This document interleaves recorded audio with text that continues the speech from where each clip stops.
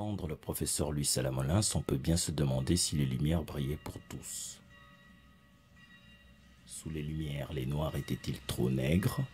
Trop noirs, les noirs des blanches lumières? Perfectibilité, dégénérescence, lumière blanche, ténèbres noires. Les noirs, éclipse des lumières.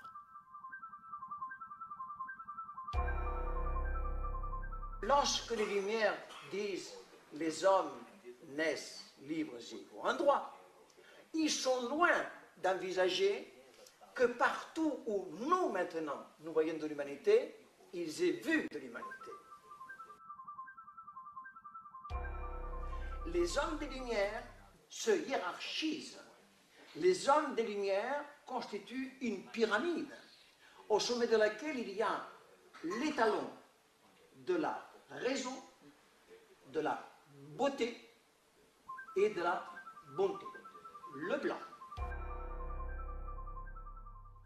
Après, par un savant dégradé et en assombrissant au fur et à mesure le temps, on arrive jusqu'en bas de l'échelle où les noirs très noirs font, dit un auteur célèbre des Lumières, font des coudes avec les orang-outans qui voudraient aussi en être pour poser la déchéance d'une humanité d'abord bonne et ensuite, disent les Lumières, on ne sait par quel accident historique, on dégringolait dans une totale dégénérescence.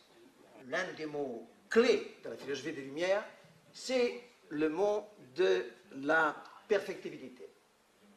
Lorsque les gens des Lumières, par exemple Buffon, par exemple Rousseau, par exemple Montesquieu, disent perfectibilité, ils entendent que le blanc, déjà parfait, manquerait plus que ça, au point de vue anthropologique, peut toujours accomplir des œuvres meilleures, plus fines, plus vertueuses, et c'est là la perfectibilité du blanc.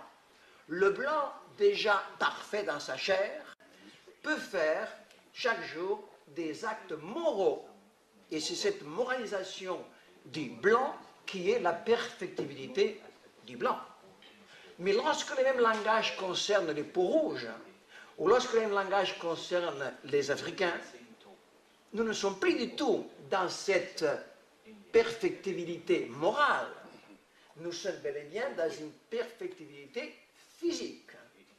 Ils peuvent aller s'affiner, s'ennoblir, se perfectionner et atteindre, avec le temps, avec le siècle, la perfection rationnelle, esthétique, morale du blanc. Les Lumières, convenons-en, ça commence avec Montesquieu, je le sais. Je ne vais pas vous accabler en disant ce que vous savez très bien que Montesquieu dit quand il s'agit d'expliquer comment tenir les nègres. Quand Montesquieu donne des conseils, comment tenir les nègres. Quand Montesquieu écrit des réglementations à faire pour tenir les nègres. On laisse tranquille, je ne comprends rien, c'était le début, allons à la fin. Allons à Kant. Allons voir si éventuellement Kant, le sommet des Lumières, avant que ça ne s'éteigne et on retombe avec elle, ce que Kant disait à propos des Noirs, en parlant de leur nature, de leur manière d'être, et de ce qui convenait en faire. C'est Kant qui parle. C'est pas seulement c'est Kant. Dans les pays chauds, les hommes mûrissent plus vite à tous égards, mais ils n'atteignent pas la perfection des zones tempérées. L'humanité atteint la plus grande perfection dans la race des Blancs. Les Indiens jaunes ont déjà moins de talent. Les nègres sont situés bien plus bas. Kant, au sommet des Lumières, les Lumières sans éclipse. Les nègres qui sont esclaves, il parle donc des nègres qui sont dans le Nouveau Monde. Kant. Nos nègres, les nègres des Français aux Antilles. Les nègres qui sont esclaves ici sont très nombreux et souvent dangereux. Ceux qui viennent du Sénégal sont les plus drôles. Ceux de Madagascar sont indomptables. Ceux du Monomopata meurent vite. Sont souvent très bêtes, très habiles pour castrer et prétentieux. Ils sont très indifférents à la mort. Ceux du Sierra Leone en particulier se donnent souvent la mort pour une affaire sans importance. Car, et je termine, au sommet, Kant se demande finalement, qu'en est-il des noirs et d'autres couleurs bizarres lorsque ça se frotte à des blancs? Est-ce que ça déteint? Est-ce qu'il y a un échange?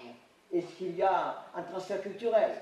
Kant parle, et je terminerai là-dessus, en considérant les nations non civilisées, on voit bien, si longtemps qu'elles restent au service des Européens, qu'elles ne peuvent s'habituer à leur manière de vivre. Ce n'est pas chez elles, comme Rousseau ou d'autres le veulent, un noble penchant à la liberté. Ce n'est qu'une certaine rudesse, puisque, d'une certaine manière, l'animal n'a pas encore développé en soi l'humanité. C'est Kant. Je répète, l'animal n'a pas encore développé en soi l'humanité. Et on veut qu'après ça, je m'extasie tous les matins, et les après-midi et le soir, devant la merveille de l'image de l'homme que me donne les Lumières. Encore une fois, l'homme des Lumières est l'homme de la Renaissance. L'homme des Lumières est l'homme cultivé. Je ne dirais pas que c'est l'homme sorti du Polytechnicien, mais presque. C'est l'homme de France. C'est cet esclave dont parle Rousseau quand il dit « je sais que l'homme est libre et je vois partout dans les fers ». Et quand Rousseau dit qu'il veut libérer l'homme qu'il sait libre dans les fers, il ne pense pas un seul instant aux esclaves de Louisiane. Il ne pense pas aux esclaves de l'île, il pense aux Français de France qu'il faut libérer des tyrans. En général, on dit que j'exagère et on supporte très mal, aujourd'hui pas mieux qu'il y a 25 ans, ce langage. Les hommes des Lumières se hiérarchisent.